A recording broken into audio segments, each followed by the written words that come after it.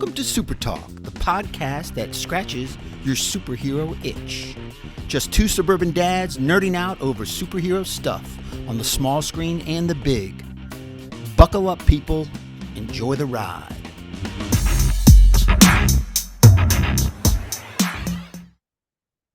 Welcome to SuperTalk, the weekly podcast dedicated to news and reviews of comic book media on the big and small screen. This is episode 154.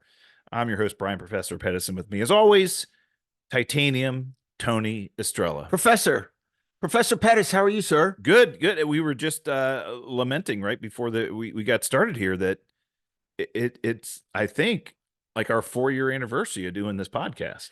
This podcast was birthed with no drugs or anesthesia. It was birthed from COVID.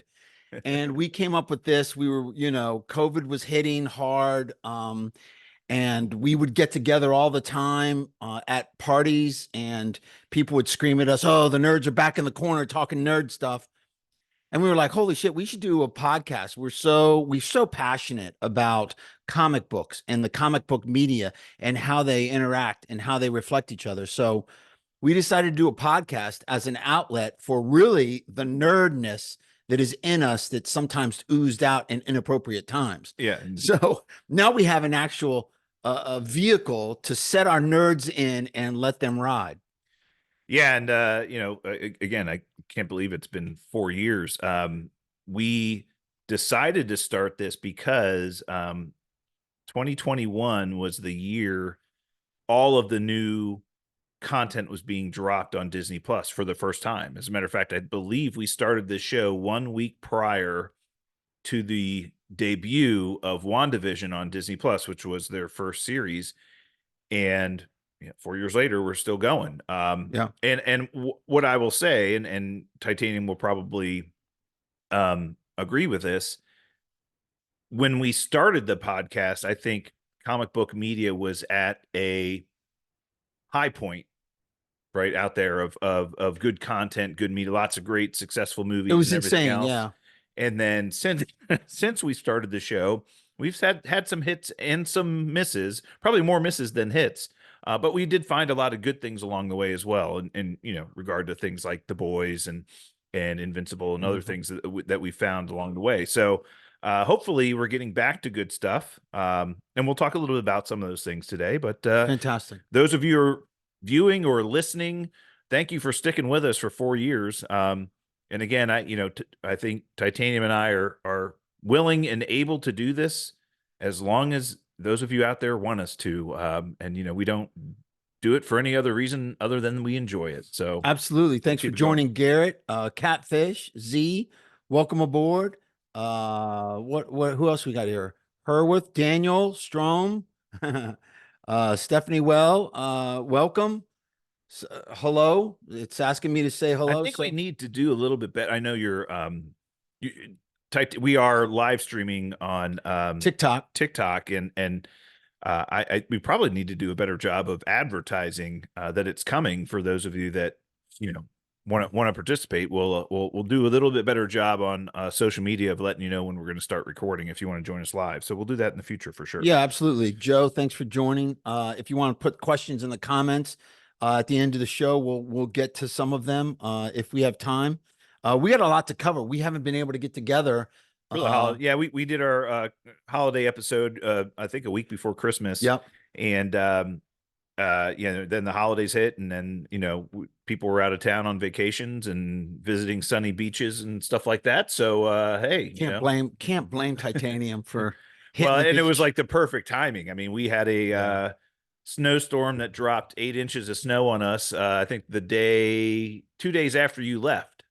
Yeah. And so it was perfect time to not be here because it's been cold and miserable the entire time. So I tell you, the Dominican Republic was not cold and miserable. I'm sure it wasn't. It was gorgeous. Yeah, absolutely gorgeous. So, all right, well, let's get started. We've got a ton of things to get through. I believe on our last episode we had reviewed the first 3 episodes of Creature Commandos.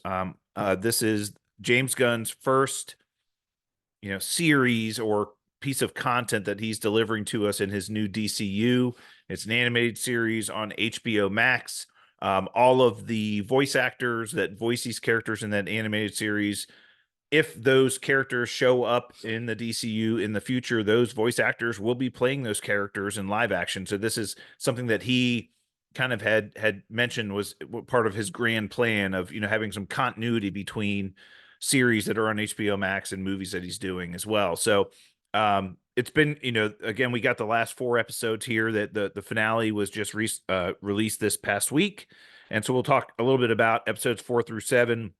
I like the way that they did this series in that each episode focused on one of the characters in the show As specifically. well as continued the story Right. along. It was great. Brilliant. It was great. You got literally probably half the episode focused on the backstory of that character, Right. and the rest of the episode was kind of in present day, where we got to move the story forward with Polikistan and everything that was going on with the princess and all that other stuff. So we got Weasel's episode, which was episode 4, called Chasing Squirrels. This really talked about, kind of how he ended up in Belrave. Really was just a creature, that was out of place and ended up just wandering and made friends with these children at a elementary school that would play with him in the playground.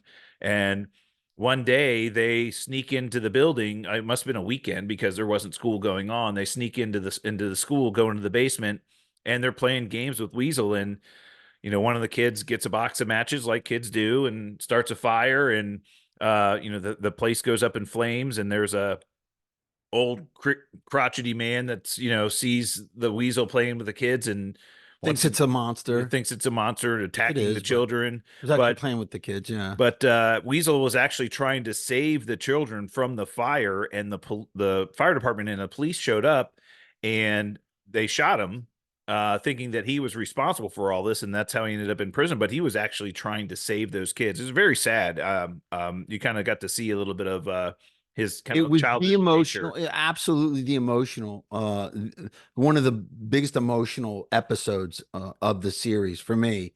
And I thought it was great. It was my second favorite episode of all of them. Yeah. Really good. And then the next episode was focused on Frankenstein's monster, Eric. I mean, he goes by Eric. It was kind of funny. Yeah. We kind of got what happened to him after he ended up killing Dr. Frankenstein. He was severely injured and battered by the bride. He was nursed back to health by a blind gypsy in the middle of nowhere. And at the end of it, he ends up killing her and taking her dog. Yeah. So it's just brutal. Yeah. I mean, he is definitely a mindless killing machine for sure. Well, what's funny about the way that character has been portrayed in the show, he's very articulate and seems to really be, I wouldn't call him mindless. I think he's very smart. How about misguided? He's blinded Yeah. by his love for her. And misguided. Oh, and he completely has zero empathy or care for anybody else in the world. He'll squeeze heads and break people in half and won't even care about it. The fact that he killed the gypsy that nursed him back to health, right, and was probably the only one that cared for him. Yeah. And tried to help him, tried to make him understand that, his obsession with the bride isn't healthy and isn't what he needs to be doing and focusing on life.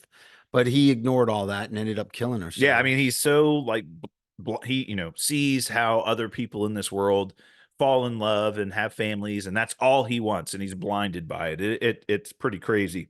So we'll just cover on the character episodes, and then we'll kind of talk about the main plot. But the next one is Prietel Skelet, which is kind of the name for a flaming skeleton in like Russian or German or whatever it is.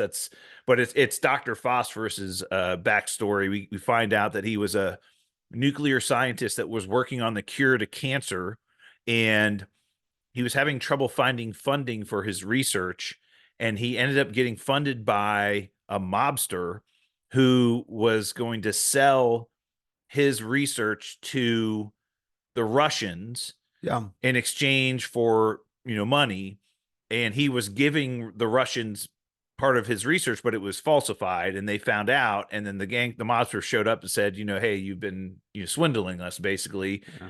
And they ended up throwing him in the chamber that he developed to help cure cancer, which basically nuclear fried his entire body and made him this, forever burning skeleton, right? Yeah. And the funny part about that episode was that he was this super nice, like, family man, and then the mobsters ended up killing his family. And then he went on this, vengeful rampage after he became Dr. Phosphorus and killed all the mobsters and took over their territory and Became a mobster himself. and we got our kind of a little bit of a flash of Batman, and we saw how he ended up getting At the end of captured. the episode, Batman is sitting or standing in a Skylight. like a skylight, and his silhouette, no detail of the suit or anything like that, no words, nothing, just a silhouette. But it was enough to light the internet on fire. Yeah. And the story about his character, the way he ended up being captured and sent to Belrave was Batman. Batman was the one who took him down and sent him to Belrave. So, right. But yes, that was kind of our first view of the Batman character and potentially what his costume might look like. So we got that in that episode, and then the last episode was Nina's episode. I saw a clip of James Gunn who kind of explained that whole thing. Originally, some of the people in the Creature Commandos writing room wanted to use a little bit more of Batman, and he said, no, Just tease him. Just tease. I'm not ready to commit to anything. I'm not ready to commit to the outfit, whether it's gray or blue or black or whatever. I'm not ready to commit to anything, voice, nothing. So all they could really do was show the silhouette. Yeah, and the only thing we had earlier in a previous episode, one of the first 3 episodes, was there was when Cersei showed the vision to Amanda Waller of the future, there was this scene of all of the Justice League basically poached on sticks. They had all been killed by the princess's forces and everything else. And you saw all of the Justice League characters in that scene, but they were all dead. Right. But there was, you didn't get any indication of, which version of the Flash is it Barry Allen? Is it Wally West? Right. We don't know any of that stuff. Right. But there were teasers to those characters being part of this universe, as I would say. And then the last episode was Nina's episode. Really tragic story about her. She was born to her father and mother with kind of her lungs on the outside of her body, and she really couldn't breathe normally. So her father was this genetic scientist, and one of the best genetic scientists in the world, and he adored her and loved her, and he created this mechanical device that went around her body that allowed her to breathe normally. But it was very cumbersome and was very heavy, and he'd have to create a brand new one all the time as she grew, and she would outgrow it. Yeah. And the mother completely abandoned the both of them, said, look, I can't handle any of this, but he loved her to death. And then he wanted to solve her problem. And so he infused her DNA with this DNA of other aquatic animals, right? Hoping that it would help her breathing. Well, what ended up happening was her lungs went inside her body through this transformation, but then she grew gills and she couldn't breathe normal air. And so she had to now live in water. She could only breathe water. Yeah. And it was horrible. She enrolled in like a public school or a private school, but the kids teased her because she had a fishbowl on her head all the time and everything else. She ended up running away. But then was captured. After she was kind of living free in the sewers and streams and lakes around the city. But she ended up getting captured by the police, and the police shot her father. It was just horrible. So this is kind of how all of them became part of the monsters, or how they became imprisoned. Yeah. And then the kind of the broad story that they were covering was this whole plot of this princess in Polikistan who Cersei was attacking because she felt Cersei is a sorceress from Mystera, right? Themyscira. You got it. You were close. Yeah, you're really close. The island of the Wonder Woman, where she's from. Yep. So she's an Amazon. Yeah, and she was in the first couple of episodes, and she basically had a vision that showed that the princess was going to ultimately become this power hungry, world conquering individual, and was going to take over the world. And Cersei was trying to stop her for that from happening because she had seen this vision. Right. Um, and then we come to find out that the team then, or we'll say General Flag, who, she had seduced, wanted to save her, and there was this underplot that the doctor that convinced Amanda Waller that Cersei's visions were real had been replaced by Clayface, which was interesting. And so they're like, "Oh, we gotta call it off." And the creature commanders had been sent back to assassinate the princess, and they were like, "Oh, we got to call it off. We got to call it off." So, Amanda Waller's like, "Oh my god, we made a big mistake." Yeah. And then come to find out at the end of the finale episode, and this was also the tragic side of this. Nina was sent to kill the princess while she was swimming in the lake. The princess ends up killing Nina instead. But the bride had figured out that they had used that the princess had used Clayface to convince Amanda Waller that what Cersei saw was fake, even though it was real. And then the bride ended up assassinating the princess, at the end of the episode there and killing her. Yeah, really a lot of twists. Nina, one of my favorite characters because she was ultimately a monster, but her intentions were good. She was and I think they said this in one of the Moral earlier episodes, compass the of moral compass yeah, of the team, yeah. because she was really good and sweet. The bride and her became friends, even though the bride is, a piece of work A herself. savage. But she's great. I like the bride a lot. Oh yeah. And she's definitely the leader of the group. Frankenstein, another great character, just really great. And then we have some end credit scenes, which is great because they were introducing new characters. They killed off a lot of them. They're introducing new characters. They're bringing GI Robot back in a new Suit. armor, new Yeah. suit. Looks like a Yeah. Hulkbuster suit they had Yeah. in. Yeah. Dr. Frostifus is still there, and Weasel is still there, and the bride, and a couple of other players, new players, one of which is King Shark, which is King interesting. Shark. Yeah. Yeah, it'd be a lot of fun if he does season 2, and I hope he does. It's one of my favorite animated series. Well, again, and there's nothing saying we won't see any of these characters. As a matter of fact, we know Rick Flag shows up. Rick Flag Sr. Like shows up in Superman, the Superman movie. right? Played So by the same yeah. voice character.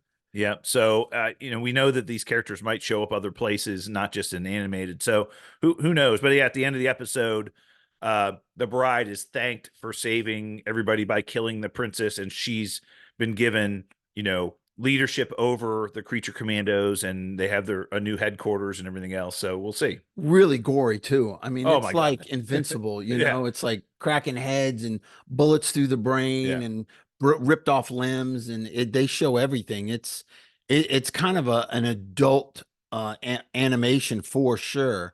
But really good. I thought it was It's well really done. well written. The stories, it gives me faith in James Gunn and his direction of the DCU. If this is his first outing, even though again, as you all know, and I'll say it again, I put animation on a much lower scale than live action. Animation is in a different category for me, so I'll never rank like superhero movies or stuff unless it's all together an animated film like, Beyond the Spider-Verse or anything like that in with a live action because I just put them in two different categories. So that leads me to a question then for you. You're saying that all of the live action Spider-Man movies are better than Into the Spider-Verse? Not saying that they're better. I'm just saying that it's hard for me to put them You in can't my same compare them ranking. the Yeah, same way. right. Because you have so much freedom in animation. Sure You you can do. do so many things Yeah. that in live action, even with CGI, it's very hard. But animation, you can do so many more things in animation. But at the end of the day, it always comes down to The story, of storytelling, course, right? And yeah, and so and that's one of the reasons why we like the Invincible show as much as we do, and Into the Spider-Verse that I mentioned, that whole series that Sony's doing, because the storytelling is so good. yeah, Even though it is animated, the storytelling and the writing is so well yeah. done, It right? really is. Yeah. Which again brings me back to James Gunn and my faith in him. There's so much weight on Superman. There really is. To which we'll talk about. Yeah, okay, we got it in here. Okay, Which we'll talk we'll about. get into it. All right. So the other thing that other piece of content that came out over the holidays was What If season 3. So Marvel and Disney Plus did the same thing they did last year. Was they released all 8 episodes of What If over the holiday week, over Christmas week. First episode came out the Sunday before Christmas, and the last episode came out the Sunday after Christmas. It was, one episode each day for 8 straight days. And I don't know about you, but there's a lot of downtime because of Christmas happening on a Wednesday. And I would just, come home, or I don't know, I was working that day or whatever. I'm like, oh, there's a new episode out today. I forgot, Yeah. and there were 8 of them. And I will say this. You really did that? Did you really watch an episode a day?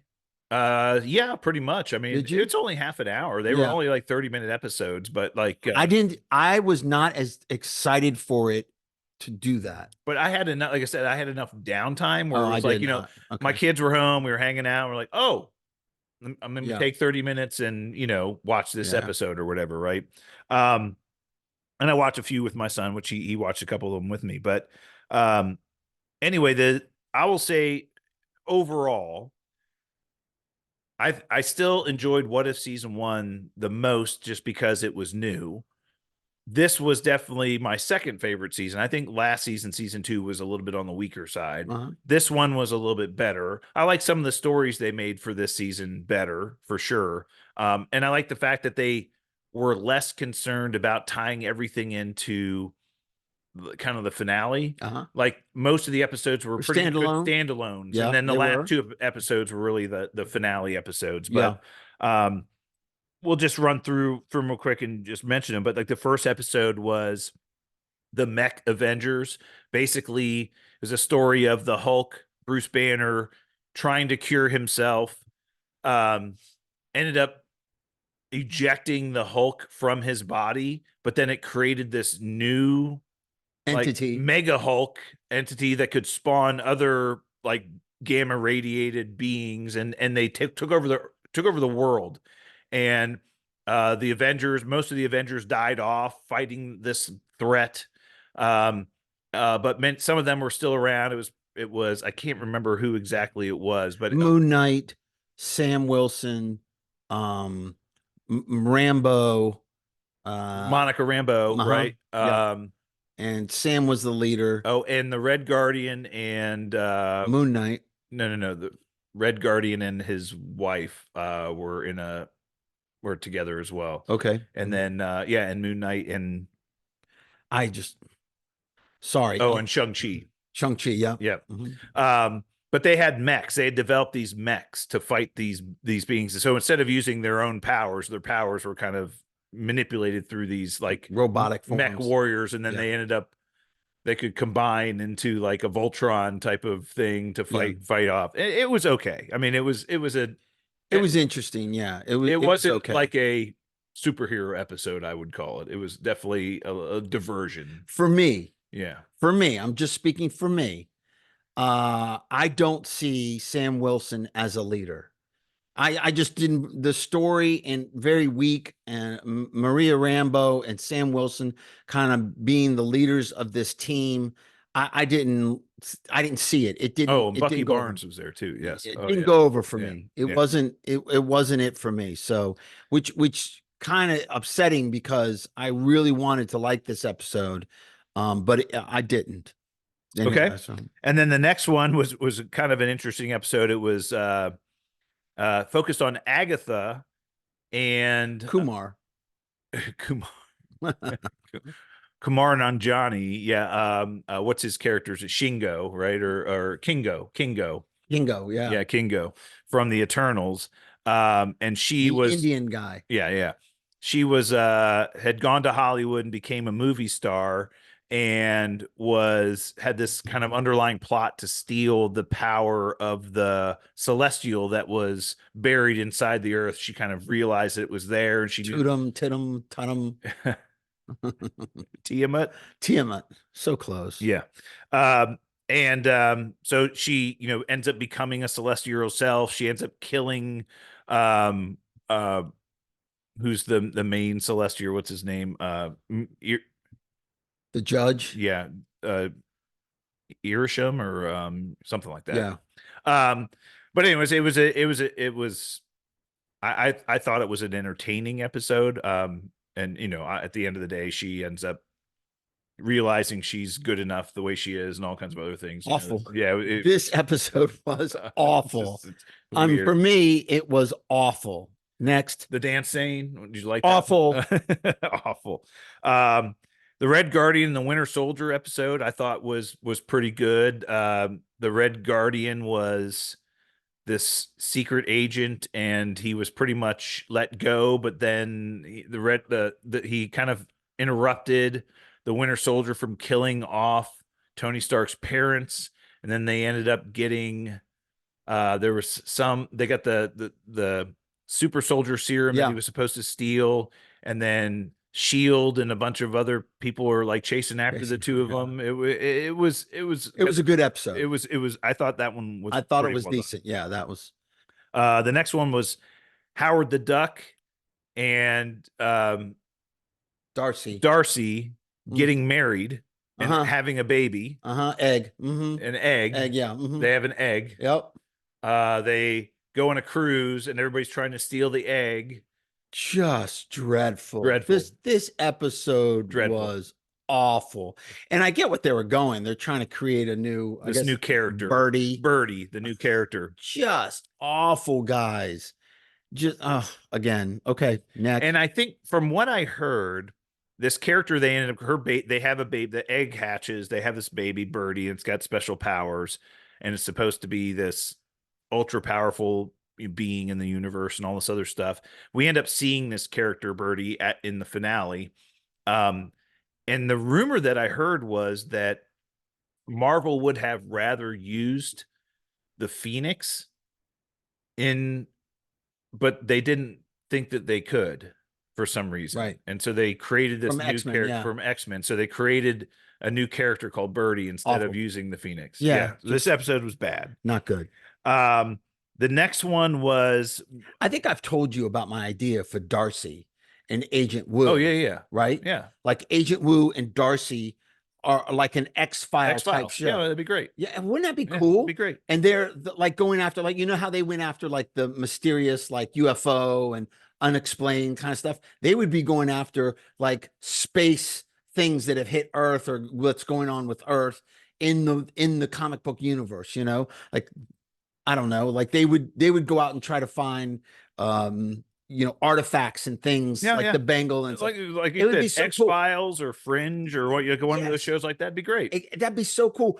That chemistry between those two, I cannot believe they haven't exploited that yet. It was phenomenal. And the biggest reason is because nobody talks to us. That's the biggest reason. The next episode was Riri Williams, Ironheart, pretty much her episode, and it was really like this dystopian version. So the Tiamat, they basically said Tiamat emerged from the Earth and for the most part destroyed the planet. There were parts of the planet that were still around, and who was it? Mysterio had pretty much taken over, was the big boss of the Earth, and they ended up, and Ultron was Mysterio's, or Vision was Mysterio's kind of enforcer. Yeah. And Riri Williams ends up defeating the Vision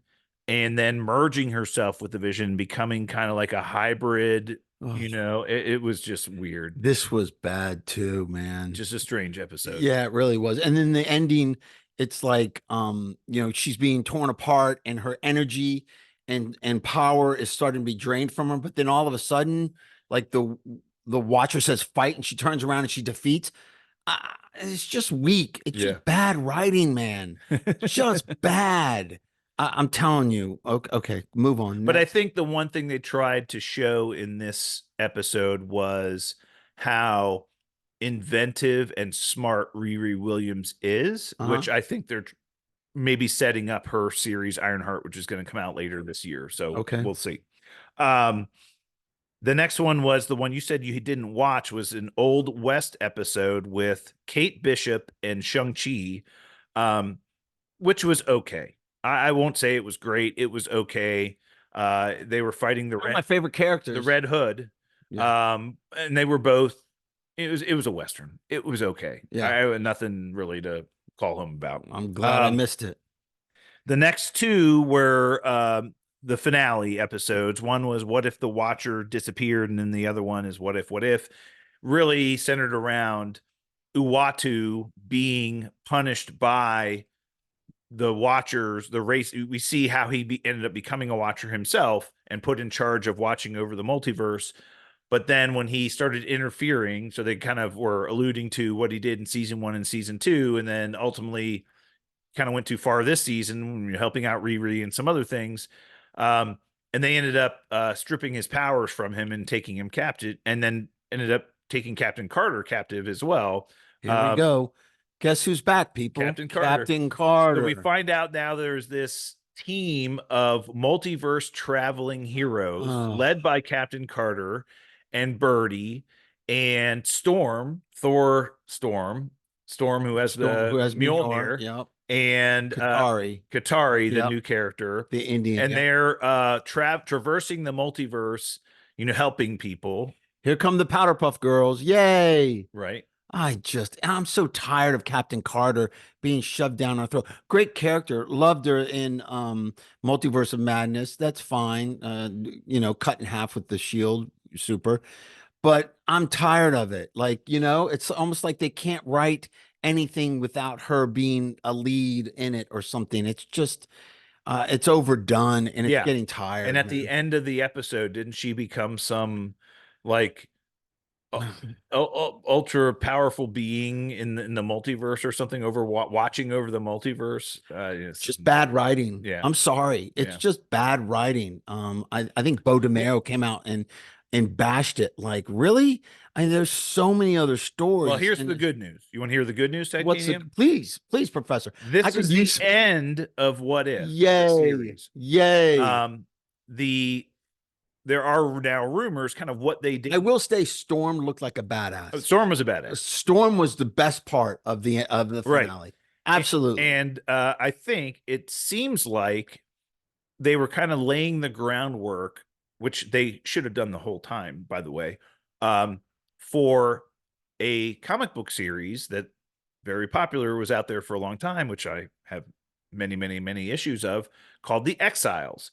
And this was a group of multiverse displaced X-Men that would travel the multiverse and like fix universes and stuff. They would basically do things to fix, like they'd show up at the universe and be like, there's a problem here. We got to fix this or else this universe is going to die. Right. And they would go there and try to solve this problem or defeat a multiverse issue. Yeah. So they would traverse the multiverse. They had like like they weren't fighting Kingpin. No. Well, but if the Kingpin was trying to destroy being alive in this multiverse was why that universe died, they would try to kill the Kingpin. Okay. Right. Yeah. They would do, but they were traversing the and it similar to what the What If series has done is basically take kind of things that could happen in certain alternate universes and deal with it. But they were on the team. So it was led by, I'll say a character called Mimic, who is a X-Men character.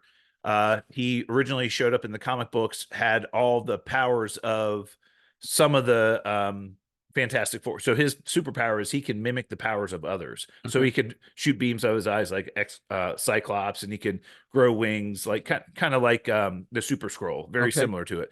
But he was the leader. Blink was in it. Trying to think. Oh, Phoenix was in it. They're not the Rachel Summers version of Phoenix. Yeah. Okay. So very, very, and a lot of different X-Men characters from different, we'll say they're alternate versions of X-Men characters. Oh, cool. It's really cool. Yeah. So I think that's possible. They may be doing that series in the future or trying to. Yeah. When they bring the X-Men into the MCU. So we'll see. What's up, Michael? Thanks for joining. All right. So we that was What If. And again, I'm kind of glad the series is over. Like I said, when it first came out, I thought it was a interesting diversion. And to your point, I think the writing kind of suffered a little bit as the series went on. Not my favorite season of What If. Again, I'm with you, Professor. The first season was so great.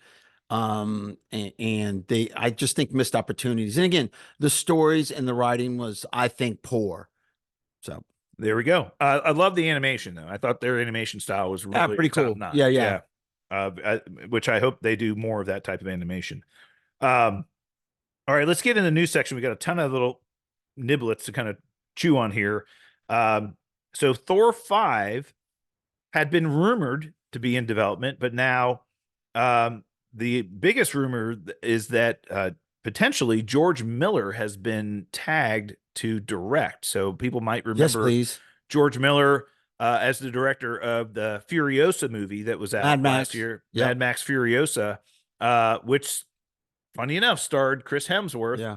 And the story is that Chris Hemsworth, that George Miller had expressed interest in doing a project with Marvel.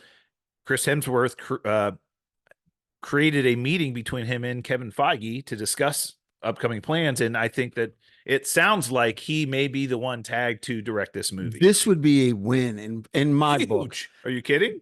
Huge action, more serious tone to Thor, a more dramatic, serious tone to Thor, which he needs, and the action. I don't think anybody does a better action scene Furiosa than this great. guy. Yeah. Was unbelievable. Yeah. So, and man, the performance he pulled out of Chris Hemsworth for this, tremendous. Yeah, it was awesome. Tremendous. So if this rumor is true, again, has not been officially announced by Marvel, but that would be a huge win for Marvel. Huge win for Chris Hemsworth too. And again, the other, we had heard several, a couple months ago that Anya Taylor-Joy had met with Marvel as well, which, again, I wouldn't be surprised if Chris Hemsworth created that meeting as well. He had enjoyed working with her on that project. Yeah. So anyway, we'll see where this goes. I mean, and we know what kind of they had set up previously was, Hercules is now in the MCU. We saw the end credit scene to Love and Thunder, potential early conflict between the two of them early in the movie, but then they have to team up to fight some grander scheme or of something. And it sounds like this movie may come out between Doomsday and Secret Wars, which would kind of set up moving into Secret Wars for those characters and anybody else who's in that movie, and maybe the reunite Loki and Thor together and things like that. I would love a scenario where Thor gets thrown back into the Viking, like into that area, like the Valhalla type storyline. He gets thrown back into the Vikings with powers, no hammer or any of that. Gets thrown back into that for a major earth-crushing event that's happening. Like somehow he gets tossed into the multiverse and he's back in that time period. I think that would be badass. That would be so cool if they could write some kind of storyline where he is back in the Viking era. Would be cool shit. So, all right, we'll see where they go with it. Again, early reports here. We did get a story from Daniel RPK, so Daniel Rickman, one of the top internet scoopsters out there, that Marvel has confirmed a Punisher series is in development for Disney Plus. That's a win. Look, when they finally bit the bullet and confirmed that the Netflix series were being continued on Disney Plus, and they stopped trying to redo and restart everything and just said, look, this is just going to be Daredevil season 4, which is what it should have been the whole. It's canon. Right. And that, instead of trying to start over from scratch, we're going to just continue this story on. And when we heard that the original actors were coming back, including, one of our favorite portrayals of a character, Jon Bernthal of the Punisher, he's going to be in Daredevil Born Again. We already know that. We've seen it in the trailer. For him now to be getting his third season of a series is great news. And I love Jon Bernthal. I think he's amazing. And he's an amazing, portrayal of that character, and again, rumors are also out there that many of the Daredevil characters will be in Secret Wars and potentially Avengers Doomsday. Wow. So big time talk now that Charlie Cox will be in Avengers Doomsday. So, you know, which I think we both agree that if Daredevil Born Again, that comes out in March, I believe, Yeah. if that is anywhere close to the 3 seasons we got on Netflix, it will be successful. And if it is successful, he has to have a place in the MCU going forward. It's a tricky. He's such a street level hero. Right. To put him in space or to put him in some kind of multiverse kind of atmosphere could be tricky. The fact that they had the balls to make it canon in the first place is a big win as far as I'm concerned. But sometimes that can bite you. It's a risk. The upside obviously is way more than the downside. So we'll see. I don't see him being in Secret Wars yet. I just don't. Because he's such a street level. We'll have to see what ends up happening with if it's written well. Right. Yeah. Yeah. And I do love the street level aspect of things that his series is, right? You know, it's very much more down to earth. You're not dealing with people with, you know, shooting lasers out of their eyes. You know, you're dealing with, you know, just enhanced individuals, right? I mean, Spider-Man, same situation, but I can see Spider-Man in Secret Wars, you know, because I think that's maybe the tone that they would be going for is that, you know, you got this street level hero like Spider-Man, but you can find a role for them, you know, and I think he played a very important role in Infinity War and Endgame. Well, more Infinity War than Endgame. Yeah. But anyway, so we'll see what ends up happening. But I couldn't be happier for John Bernthal. You know, he's really deserves it. I think he does a great job with that character. More reports that there is going to be a Hawkeye season 2, and that they have offered a major A-list actor the part to play Clint Barton's brother, Bonnie Barton, in that series. And that character would not only be in Hawkeye season 2, but would be in other things moving forward as well. Kind of an obscure announcement, being that Bonnie Barton really wasn't like a major character in Marvel Comics. Yeah. So it makes me believe that there must be some significant tie-in between what they want to do with Hawkeye season 2 and his brother or something. So yeah, I don't get that either. It was kind of came out of left field. Yeah, it's a weird announcement, but why would you put like a major actor? But I guess think of it as what they did with Yelena Belova. Yeah. Right. With maybe they know that Clint, or we'll say Jeremy Renner, and his ability to play that character long term is short lived. Just because, you know, Jeremy Renner had a horrific life-threatening accident on a snowcat, and is very lucky to not only be alive, but, you know, be able to walk and all those other things. And maybe they know that he can't be a part of Secret Wars, or would not, and maybe they need a replacement for him, and maybe his brother is the most logical way to do that. Again, same way they did with Yelena Belova. Yelena Belova wasn't like a huge character in the comics either. She wasn't like, she didn't have her own title and wasn't like a member of the Avengers and all this other stuff, but they knew Black Widow was dying in Endgame, and they had to do something. So maybe that's a similar tone that they're taking. I get it. Okay. Here. We'll see how that pans out. Yeah. Big report this past week. So industry insider Jeff Snyder reports that Marvel is now looking to recast T'Challa, Black Panther, for their upcoming slate of films. I've been on this train for a long time. You and I have talked about this at length, Titanium. We've been in the hashtag recast T'Challa lane for a very long time. And it's a very touchy subject because of Chadwick Boseman did such a phenomenal job. But then again, you know, more timing, I think. I agree.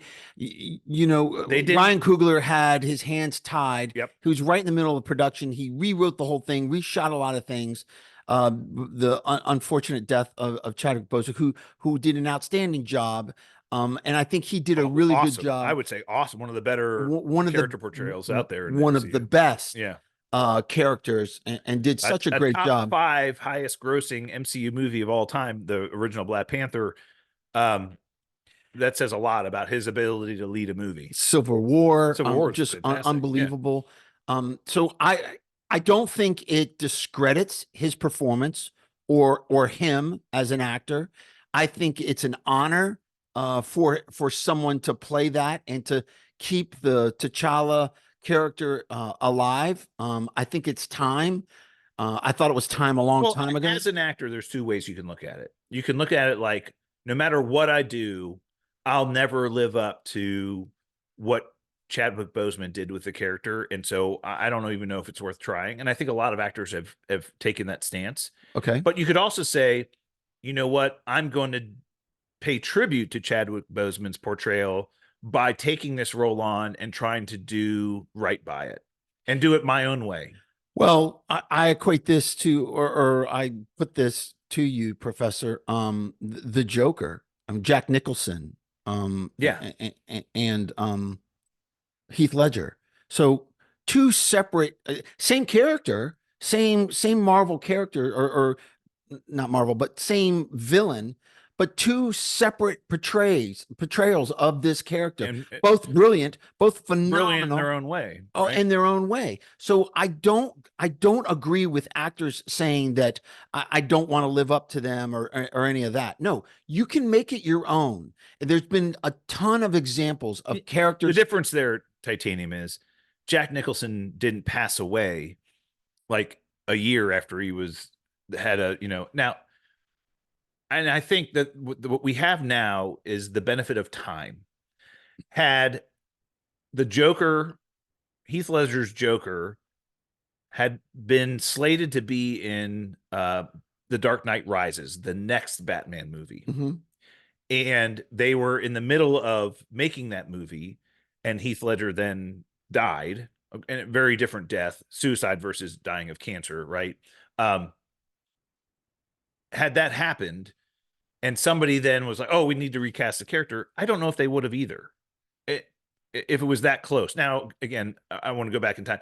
There is 3 to 4 years between those two movies, too. Yeah. Whereas Black Panther 2 was scheduled to Oh, come no, out. no, no, no. I'm not insinuating Black Panther 2. Like he did, Ryan Right. Coogler did the right thing. Right, for that one. For that one. Yeah, and that's why I say 100%. right now we have the benefit of time. Moving forward, It's it needs to be it's recast. been 5 years at least since he Mhm. passed away. Yes.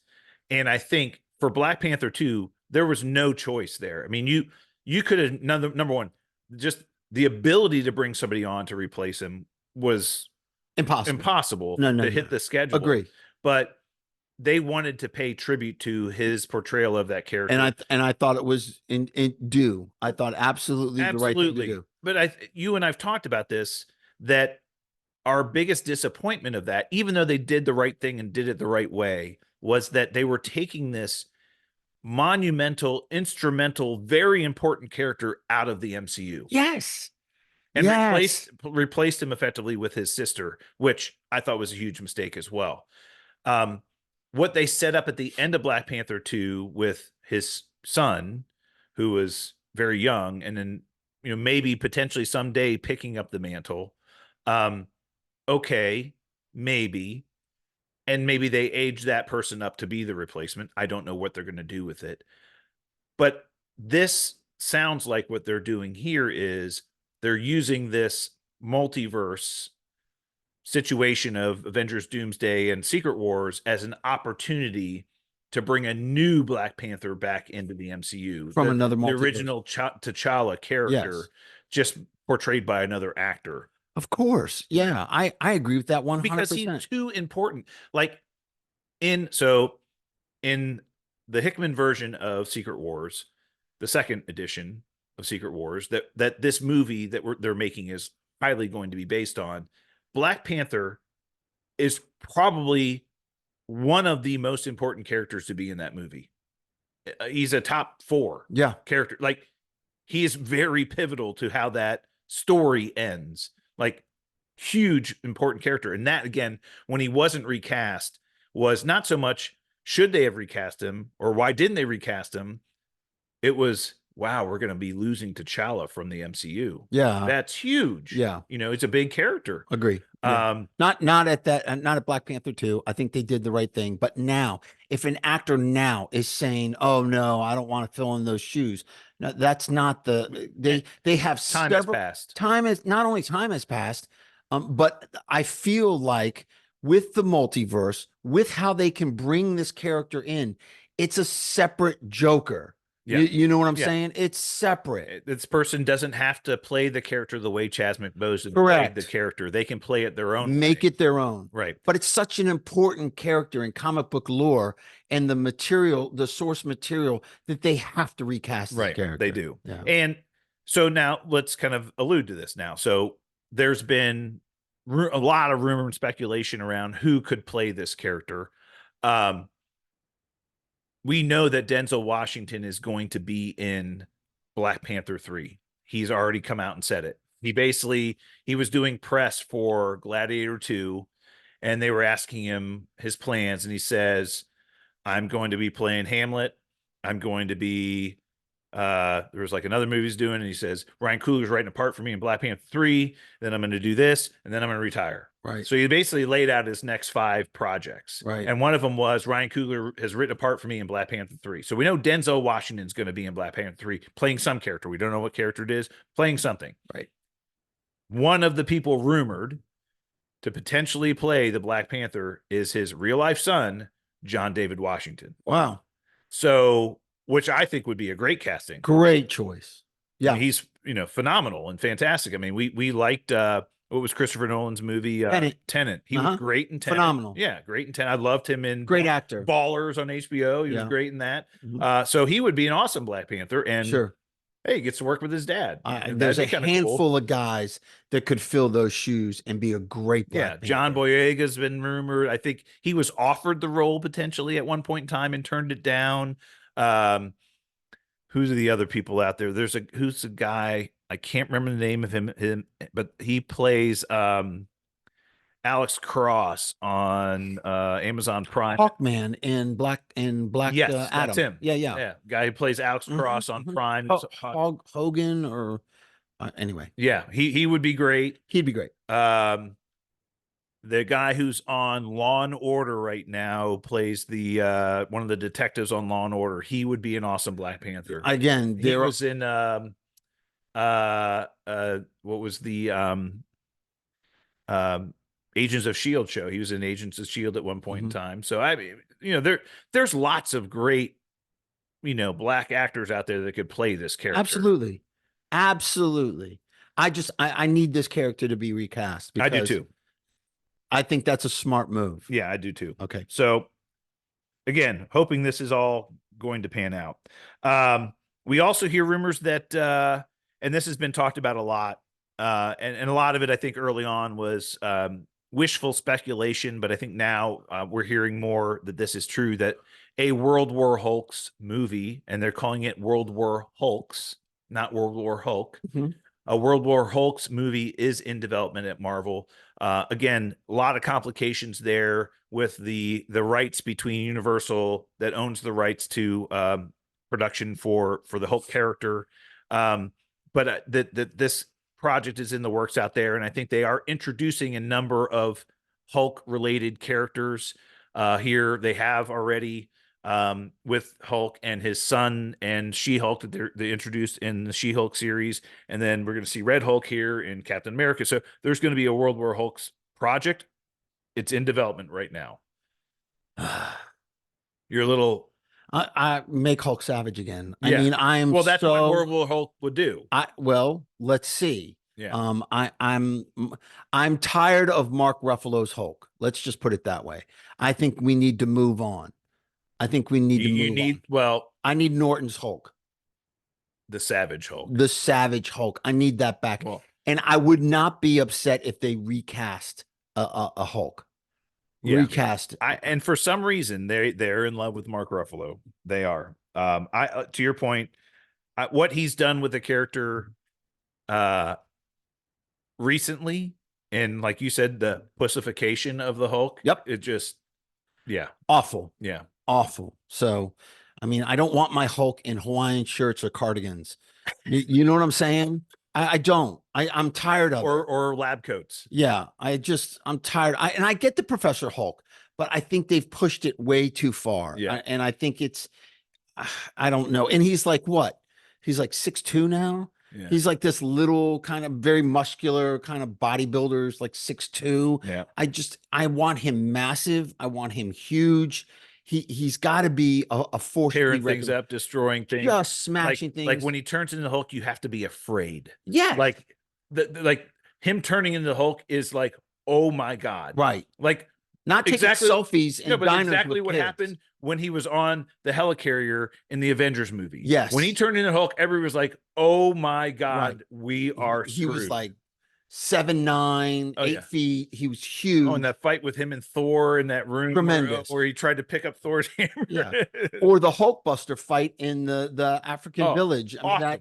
that one of the best scenes in that's any Marvel what movie ever. I need. Yeah, exactly. That's what fans want. Right. You know what I'm saying? I'm with you.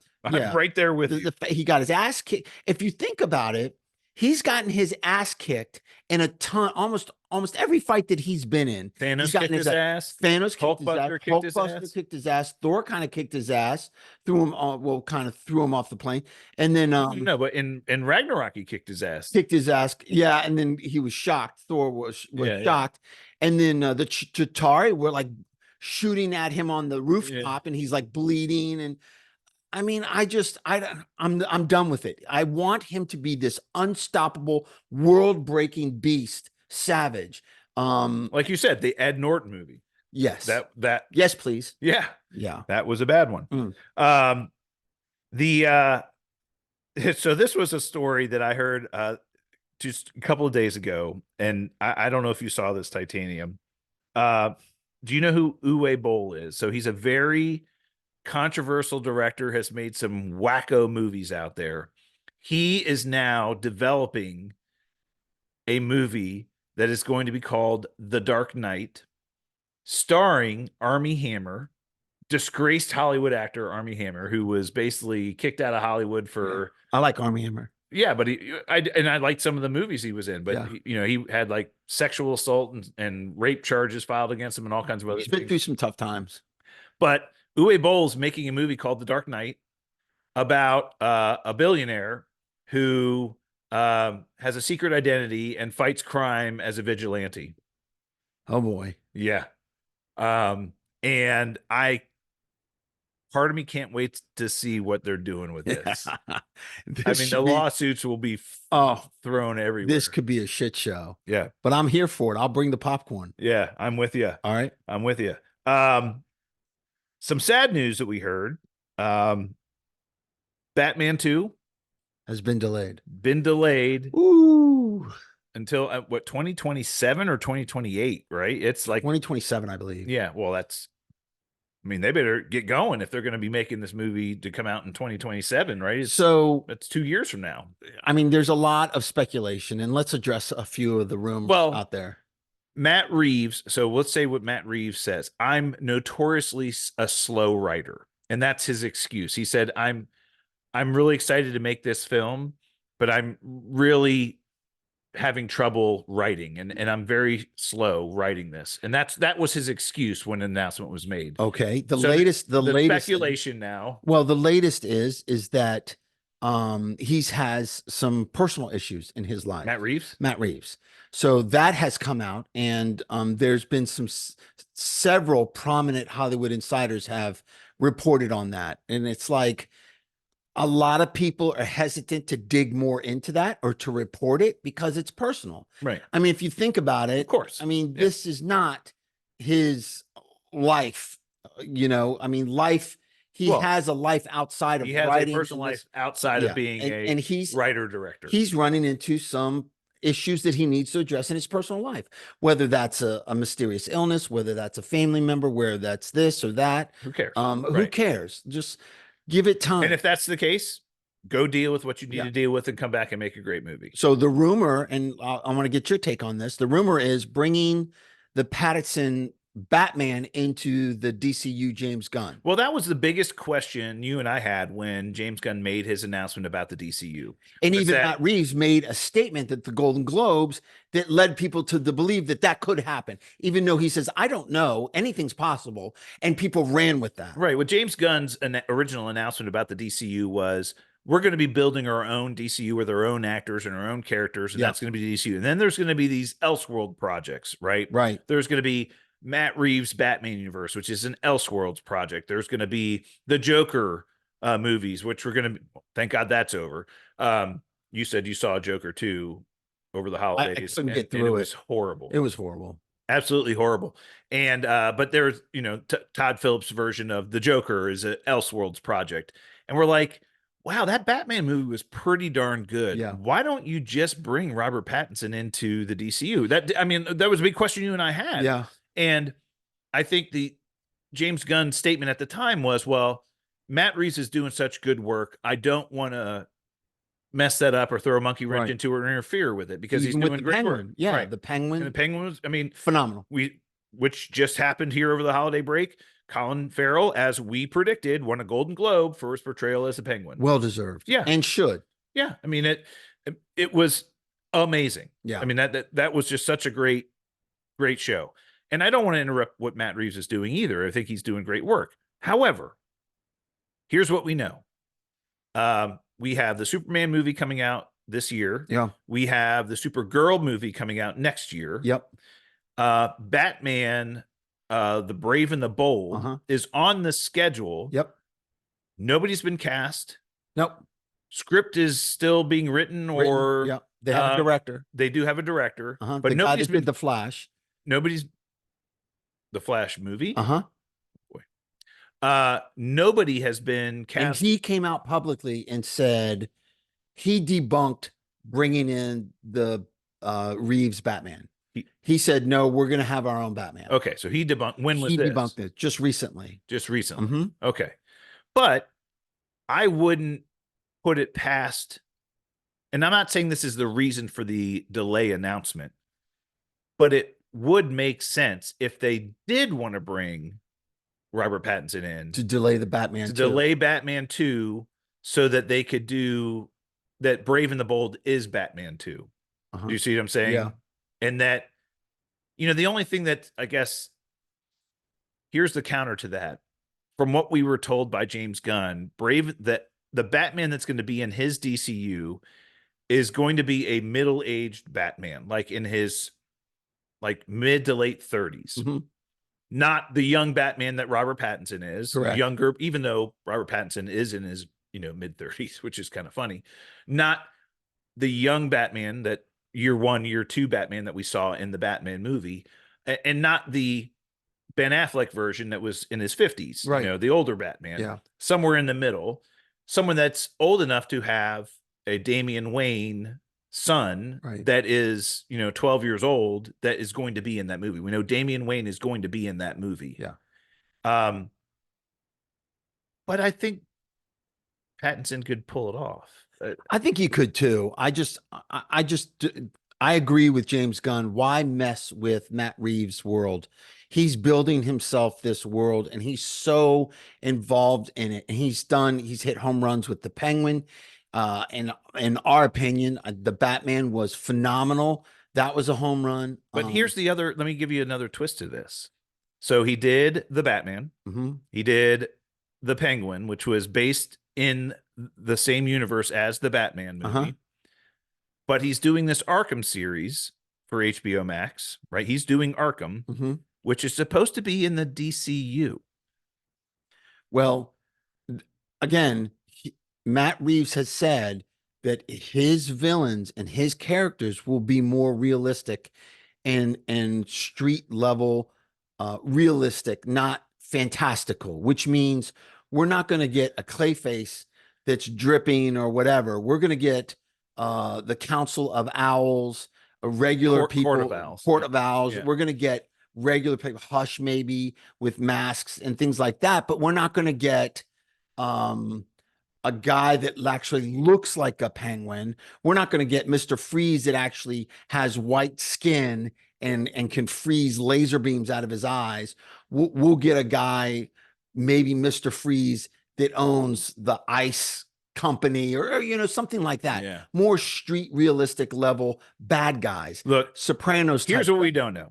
There's a lot more to be told with this story, and I think you can't fuck up Batman, though. Yeah, I know, but this is the fact that they delayed this even further leads to all of this speculation Agree. I agree. until or unless we get official announcements from James Gunn Yep. and Matt Reeves. Yeah, I agree. Okay. I agree. All right.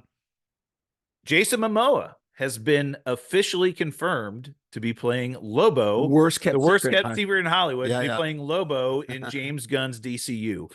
Look, Perfect casting. we said this before. Yeah. It's like if you could have cast a person to play Lobo, it would have been Jason Momoa. Of course. And again, the way he tells his story is he came in to read for parts with Zack Snyder and the previous and Jeff Johns and a bunch of other people that were doing the previous version of the DCEU, and he thought he was reading for Batman. And they asked him, if you didn't play Batman, what other characters could you see yourself playing? And he mentioned Lobo. He said, "Oh, I'd love to play Lobo, because I'm a big fan of the character and all this other stuff." And then they end up casting him as Aquaman. And I didn't think he did a bad job as Aquaman. As a matter of fact, I thought he brought a different perspective to that character. Edgier, yeah. Than what we had seen in the comic books. Yeah. But he's a perfect Lobo. Oh, just his personality and as crazy as life. Yeah. Like Lobo. Right.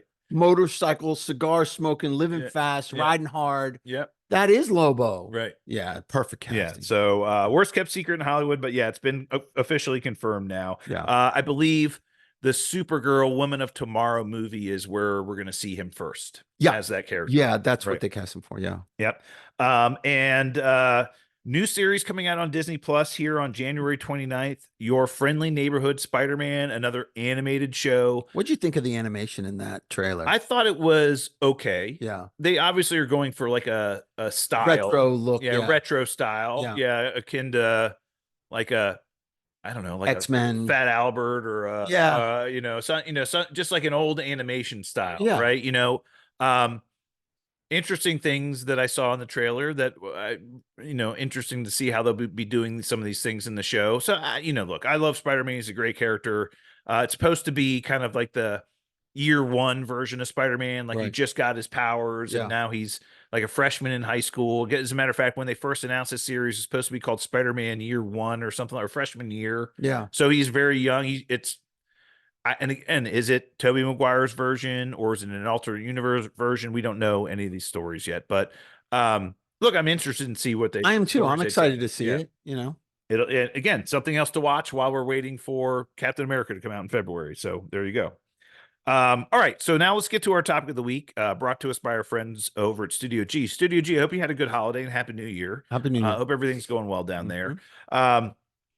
We got a trailer for the Superman movie. Wow. I mean, it was... So our last episode, we were discussing that they had dropped a teaser for the trailer that was going to be coming out that next week. And we got that trailer. Yeah. Your first reaction was, wow, really? Yeah, I liked it. I thought the tone was great. I can see where he's going with the character. It's not an origin story. He's a big dude. He is big. He's like 6'4" or something. I don't know how tall he is. Like, I don't know. Henry Cavill's not a tall guy. No. Henry Cavill's like 5'10". Is like, he? Oh yeah, Ben Affleck like dwarfed him. Like, as far as like size is concerned. Yeah. Henry Cavill's, I mean, he's a big dude, but he's not tall. Tall. Like, he's tall. Brandon Ralph, or what's his name? David Cornswith. Yeah. He's a tall dude. I think he's like 6'4". I think that's the one thing that stood out to me in this movie is how tall he was. I was like, wow, he's tall. And who's playing Lois? What's her name? Oh, you got me there. She's cute. She fits the part. Show. Yeah, I think the chemistry between them, already you can kind of see is going to be fine. I want to see more, obviously, but for me, Professor, the scene. So it seems like that they're already a couple, and she already knows he's Superman. When this movie comes out, whether she already knows he's Superman and Clark Kent plays his identity, I don't know.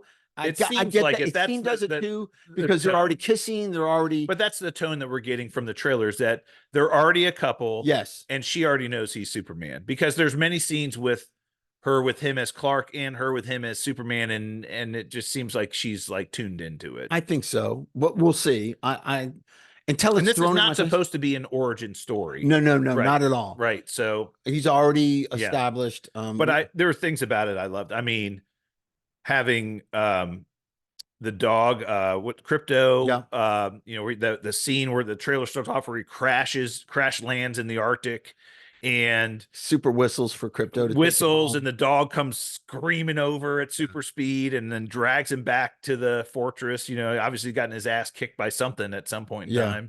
time. For me, Professor, the clip in this trailer that says everything, the tone, the vision of how he's going to Very, portray Superman is when there's some tank or some tanks, some oxygen tanks or some building that explodes, and there's a little girl there, and the explosion's coming right at her, and he zips into the scene and kind of protects her.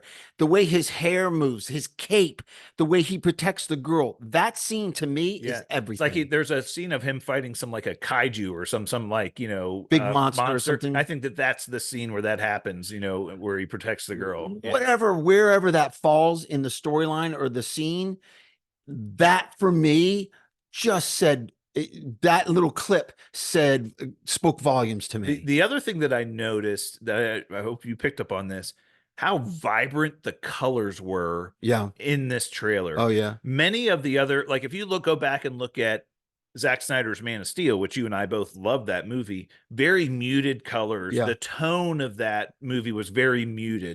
muted tone. Like the entire part that was on Krypton and the entire Krypton ships and everything were all black and gray, Yeah. and they were very muted tones. Yeah.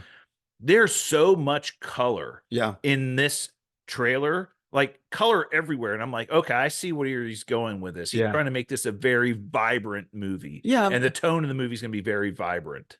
Back to Superman being this virtuoso good guy, Yeah. where it's just a ray of sunshine and against all odds. Yeah. And I can't wait to see that. And I can't wait to see. I mean, the scenes with like Hawk Girl and Green Lantern and Mr. Terrific showing off some of his powers, T-spheres and all kinds of other. Very cool to have them in the movie. Yeah. And it seems like the Ultraman that he's fighting in the trailer, we'll kind of find out what that is at some point in time. But I have a there's some theories out there what it is. But the little boy raising the flag and holding onto the flag and praying with the Superman logo on it, just saying, Superman, help us. That just says everything to me. But and as you and I said, Titanium. It looks good. The trailer was good. I'm excited for the movie. So did Captain America Brave New World trailer look good? Yeah, but I'm excited for the movie, and I'm excited to see what James Gunn does with his character. He loves this character. The Richard Donner version of Superman movie is one of his favorite comic book movies of all time. He loves the Superman character more than anything. Yeah. And he's putting his heart and soul and blood, sweat, and tears into this thing. And you and I both have said this multiple times. They have to get it right. There's the future of the DCU is depending on this movie being good. You can't stumble out of the gate. You can't. You just can't. You're not going to win the race. If the gate opens and that horse stumbles, it's not going to win. Now you can fail after you come out the gate hard, like Zack Snyder did, hit a home run with Man of Steel. Maybe hit a kind of a ground rule double with Batman versus Superman, and the bed with Justice League. But I think his version of Justice League was really good. I liked the 4-hour version of Zack Snyder's. Yeah, I thought it was better than what the critics. Oh, it was better than what they released. Yeah. Oh, better than what they released when he had to leave the project. Yeah, his cut was better. much better. Yeah. Better vision. Anyway, that's neither here nor there. I'm not going to try to get on the bad side of the Snyder heads. But this movie, there's so much pressure on this movie. There's so much relying on this movie. There's so much that this movie has to deliver on. It's daunting. So important. It's so important. Like literally, how much stake? I mean, how much confidence will you have in Superman, Woman of Tomorrow, if this movie is not good? Right? Superwoman, Supergirl, Woman of Tomorrow, whatever. you're just not going to have any confidence in that movie being No. good if this movie fails or Yeah. does not do well. I think, look, they're going to put the marketing masses behind this. It is going to be marketed out the wazoo. Yeah. I just hope, look, again, I love James Gunn's writing. I love his writing. Everything he's done, I've really enjoyed. So I trust in his writing. I think we're going to get some pretty big trailers or clips during the Super Bowl. James Gunn has already come out and said that the Puppy Bowl, him and his dog will be at the Puppy Bowl, and they will reveal new scenes and clips for Superman at the Puppy Bowl during the Super Bowl. And that's at halftime, right? They Yep. do the Puppy Bowl. Yeah. Right. Or some Or other. it's right after the Super Bowl or something like that. Something like that. I think it's like parallel to the Super Bowl or something like that, but it's on a different channel, maybe. Yeah. Something like that. But I think halftime we're going to see him and his dog. He's already said. Well, we've got a lot of projects coming out this year. I think there's going to be a ton. What are you of most Super Bowl excited for? commercials. Well, as far as Super Bowl commercials are concerned? No, as far as films. Fantastic Four, without question. That's number one. Oh yeah, I'm so like they have to get that right too. That's one of the first family. I mean, not the first Fantastic Four movies weren't bad. They weren't great either, but they weren't bad. I enjoyed them. They were entertaining, and I liked seeing those characters brought to life. And again, this was back in the early 2000s too. So I mean, this was 20 years ago, right? But the last edition of the Fantastic Four we got was awful, a travesty, and it should have never been made. And they just destroyed one of the greatest, groups of characters we've ever, we have almost destroyed the IP forever. Oh, for sure. Yeah. So they have to get this one right. Yeah. And look, I mean, but again, I'll ask you, and I know we've talked about this before, more pressure for the Fantastic Four or Superman? Superman, because it's number one. Yeah. It's the first major motion picture in James Gunn's DCU. Yeah. If the Fantastic Four does okay, they can get by. Yeah. Because the Russos can use those characters different in their movies and it'll be okay. But if James Gunn fails with Superman in day one, yeah, they're So yours is Fantastic Four. Yeah. I think mine's got to be Superman. It just, I don't know. I'm not looking. Of course, we're going to watch all these movies, of course, but it's not like we're not going to see any. Captain America, Brave New World, I think is, I don't know, very questionable. I have high hopes for it. The trailer was banging, but I have high hopes for it. I think Thunderbolts is going to be a sleeper. Yeah, I think that's going to be that's going to be a big hit. I'll say that's the one I'm most excited to watch just because I think it's going to be fun and good. But I'm most looking forward, and I think we're going to get a trailer for Fantastic Four during the Super Bowl. We got the teaser at Comic-Con, which was a good teaser. Yeah. And which still hasn't been released to the public, which is mind-boggling. But I think we're going to get a full trailer for that movie with hopefully some action scenes, which will be very cool. Brandon Davis, Hollywood Insider Brandon Davis tweeted something out like, Sue Storm, oh my God. And apparently reading through the comments, there was somebody had seen Sue Storm in her outfit and was like, oh my God. Like Vanessa Kirby, oh my God. Off the charts, sexy, banging, like huge surprise that they went that way. And I hope that's true. I hope that's just not a teaser, but I hope that's true. But I'm looking forward to the Fantastic Four. Yeah. Absolutely. Yeah. All right, Professor. Well, let's ring the bell. All right. Well, that's it for us this week. We'll be back next week for more Super Talk. To get in touch with us on social media, hit us up via email, supertalkpodcast@outlook.com, or at supertalkpod on Twitter. Till then, stay super, everyone. Going on the top of the man.